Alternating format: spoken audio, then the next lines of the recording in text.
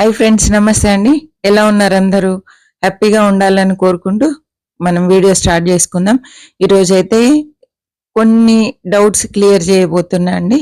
నాకు చిన్నప్పటి నుండి తెలిసిన విషయం నేను మీకు షేర్ చేయబోతున్నా. ఇదైతే గంగవైల్ కూర, మీకు అందరికీ తెలిసిందే. ఇది పునర్నవ అండి, తెల్ల గల్జేరు. ఈ సైడ్కి తెల్లగా ఉంటుంది చూడండి, మీకు వీడియోలో కనబడుతుందో లేదో. కాడ కూడా లైట్ గ్రీన్ కలర్ లో తెల్లగా ఉంటుంది. ఇది తెల్ల గల్జేరండి. ఇది ఇప్పుడు మనం చూస్తున్నది ఎర్ర గల్జేరండి. సైడ్ కి రెడ్ గా ఉంటది, కాడ కూడా రెడ్ కలర్ లో ఉంటది. ఈ రెండిటికి తేడా, కొంచెం కాడ ఎరుపు రంగులో ఉండి ఆకు చుట్టూ ఎర్రగా ఉండేది ఎర్ర గల్జేరండి. నాకు తెలిసినంత వరకు మా అమ్మ చిన్నప్పుడు చెప్పిన విషయం ఏంటి అంటే, ఎర్ర గల్జేరు తినొద్దు, వాతం చేస్తుంది అని చెప్పారండి. ఈ తెల్ల గల్జేరు మాత్రం హెల్త్ కి చాలా మంచిది అని చెప్పి మేము చిన్నగా ఉన్నప్పుడు వెతుక్కొని తీసుకెళ్లి వంట చేసుకునే వాళ్ళం అండి, పప్పులో వేసుకునే వాళ్ళం. అయితే ఈ మధ్యన చాలా మంది ఎర్ర గల్జేరైనా పర్లేదు, తెల్ల గల్జేరైనా పర్లేదు, తినొచ్చు అని చెప్తున్నారండి. అది ఎంతవరకు కరెక్టో నాకు అర్థం కావట్లేదు. మేమైతే అసలు మా వైపు అయితే ఎర్ర గల్జేరు తినమండి. అది వాతం చేస్తుంది, కొంచెం ఒళ్ళు నొప్పులు వస్తాయని చెప్పి తినము. ఇది మాత్రమే తింటామండి, తెల్ల గల్జేరు మాత్రమే తింటాము. అందుకే ఎర్ర గల్జేరు మొక్కలు వస్తే కలుపు మొక్కల్లాగా తీసేశాను. కాబట్టి కొంచెం మీరైతే ఇది పాటిస్తే మంచిదని నా ఉద్దేశం అండి. ఎందుకంటే పెద్దలు చెప్పింది కరెక్ట్ ఉంటుంది. మరి ఆయుర్వేదిక్ ప్రకారం మరి అది కరెక్టా అంటే, ఎర్రగల్జేరు కూడా తినొచ్చా లేదా అనేది మీరే నాకు కామెంట్ రూపంలో తెలియజేయండి. నాకు తెలిసిన విషయం అయితే మీతో షేర్ చేశాను. గంగవైల్ కూర కూడా చాలా ఉంది, కట్ చేస్తున్నా. ఎందుకంటే వర్షాలు ఎక్కువైతే పురుగు వచ్చేస్తుందండి.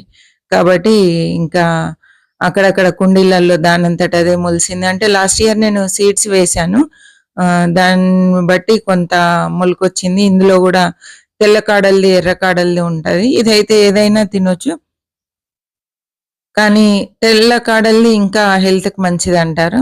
దీంట్లో కూడా కొంచెం ఎరుపు రంగు కాడలతో కూడా ఉంటుంది గంగవైల్ కూర అండి. కానీ ఏదైనా మా వైపు అయితే మేము తింటాము, కానీ దాంట్లో కూడా తెల్ల కాడల్ది మంచిది అని నాకు తెలుసండి. కానీ రెండు తినొచ్చు. తెల్ల గల్జేరు మాత్రం జాగ్రత్తగా చూసి వాడుకోండి. నాకు తెలిసినంత వరకు, నాకు మా అమ్మ కానీ మా నాన్నమ్మ వాళ్ళు కానీ చెప్పిన విధంగా తెల్ల గల్జేరు మాత్రమే తినాలి, ఎర్ర గల్జేరు తినొద్దు అని చెప్పేవాళ్ళండి, చెప్తూ ఉండేవాళ్ళు. కాబట్టి ఆ విషయం ఒకసారి నేను మీకు షేర్ చేసిన. చాలా మంది వీడియోస్ లో ఏదైనా పర్లేదు, ఇది పునర్నవనే తినొచ్చు అని చెప్తున్నారండి. మరి చూసుకొని జాగ్రత్తగా కనుక్కొని తినండి. తినకపోవడమే బెటర్ అని నా ఉద్దేశం అండి. మీ ఇష్టము, మీకు నచ్చితే రెండు తినండి. నాకు తెలిసినంత వరకు అయితే ఎర్ర గల్జేరు తినకూడదు అనే తెలుసు, మేమైతే తినమండి. ఈ టిప్ మీతో షేర్ చేయాలనుకున్నాను. అంటే వీడియోస్ చూసినప్పుడు ఎందుకు ఇలా తింటున్నారు అని చెప్పి కొంచెం బాధ వేసేది. మరి పెద్దవాళ్ళు చెప్పేవాళ్ళు కదండి, అది తినొచ్చు, అయితే రెండు తినొచ్చు, ఏదైనా తినొచ్చు అని చెప్పి. వాళ్ళు చెప్పిన దాని ప్రకారం నేను మీకు నాకు తెలిసిన విషయం షేర్ చేస్తున్నాను. ఇలా మట్టి అంతా క్లీన్ చేసుకొని, ఇదైతే కంపోస్ట్ తో వేసిన మట్టి అండి. చూడండి మట్టి ఎట్లా లోపల పోతుందో. అంతా కంపోస్ట్, అంటే కిచెన్ వేస్ట్ కంపోస్ట్ కాకుండా గార్డెన్ లో వచ్చిన వేస్టేజ్ అంతా, కొమ్మలు అవన్నీ వేసి నేను ఈ మట్టి తయారు చేసుకున్నాను. కుండి నిండుగా అయ్యిందండి. దానిపైన ఒక లేరు మట్టి వేస్తే ఇప్పుడు అది మట్టిలాగా మారుతూ కిందికి అడుక్కు వెళ్ళిపోయి ఎంత ఖాళీ వచ్చిందో చూడండి. కొన్ని బెండ మొక్కలు బెండ విత్తనాలు వేస్తున్నాను ఇందులో. మన గార్డెన్ లో తయారు చేసుకున్న విత్తనాలే అండి. ఒక రెండు విత్తనాలు ఒక 3 చోట్ల లేదా 4 చోట్ల ఈ టబ్బుకు పెట్టుకున్నామంటే చక్కగా ఏమన్నా అంటే మనకు సరిగా మొలకెత్తని ఏమన్నా ఉంటే సరిపోతుందండి. ఇలా బెండ గాని, తర్వాత వంకాయ గాని వేసినప్పుడు మిరప, టమాటా సైడ్ కి వేసుకోవచ్చండి. దానికి ఎక్కువ మట్టి పోషకాలు ఇట్లా ఎక్కువ అవసరం ఉండదు కాబట్టి దీనికి ఇచ్చేదే వాటికి సరిపోతుంది. తోట పనులు అయితే ఇలా సాగుతున్నాయి. పెద్ద కుండీలన్నీ సైడ్ కి మార్చేసానండి. చూడండి ఇది బీర. నేను అంటే ఎండాకాలంలోనే నాటుకున్నాను. మేలోనే నాటుకున్నాను. ఇలా పనులైతే బాగానే నడుస్తున్నాయండి. చిక్కుడు విత్తనాలేశాను. కొన్ని ముందుగానే వేశాను. కొన్ని లేట్‌గా. ఇట్లా మనం అంచెలంచెలుగా వేసుకుంటే మనకు నాన్ స్టాప్‌గా కూరగాయలొస్తాయి. కాబట్టి అప్పుడు కొన్ని వేశాను. ఇలా కలుపు గూడా చాలా ఉందండి. ఇదంతా తీయాలి. ఇందులో అయితే నేను మామిడల్లం నాటుకున్నా. దాంతో పాటు ఒకటి శామదుంపల మొక్కొచ్చింది. ఇందులో పాలకూర వేశానండి. అన్నీ మొలకెత్తాయి. పాలకూర వర్షాలు ఎక్కువ గాకముందే వేసుకుంటే మనకు వర్షాకాలం అంతా చక్కగా వస్తాయి. వర్షాలు ఎక్కువైన తర్వాత విత్తనాలు నాటామనుకోండి సరిగా మొలకెత్తక పడిపోవడం ఇలాంటి సమస్యలొస్తాయి గాబట్టి ముందుగానే నాటుకోవాలి. ఈ తోటకూర మొక్కలు గూడా చాలా మటుకు తీసేస్తున్నా అండి. ఎందుకంటే మళ్ళీ కొత్త మొక్కలొస్తాయి. ఎక్కువ మనం జిబ్బుగా, గుబురుగా ఉంచేసామనుకోండి పెస్ట్ ప్రాబ్లమ్ ఎక్కువుంటది. ఇప్పుడు వర్షాకాలం గాబట్టి పెస్ట్ ఎక్కువొస్తూ ఉంటది.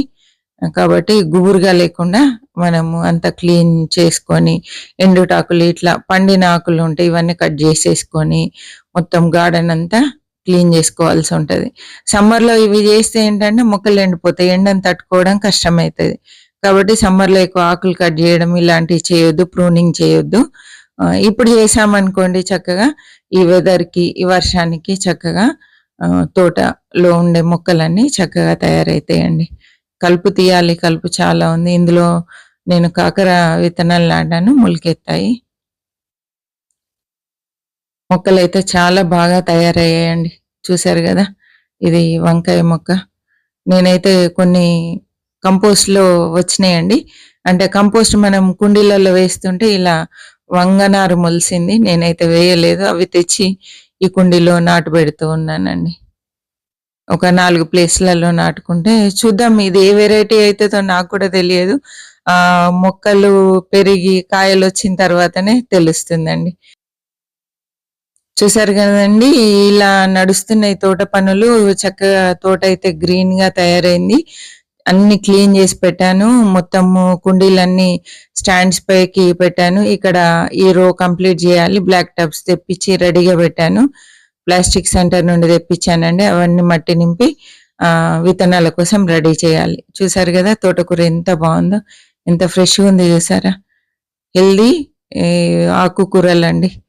ఏం మందు వేయకుండా, ఏం వేయకుండా ఆర్గానిక్ ఆకుకూరలు ఎంత బావుంటాయో టేస్ట్ అయితే. ఓకే అండి. ఈ వీడియో నచ్చినట్లయితే తప్పకుండా లైక్ చేయండి, షేర్ చేయండి, సబ్స్క్రైబ్ చేయండి, కామెంట్ చేయండి. ఓకే అండి. బాయ్ అండి.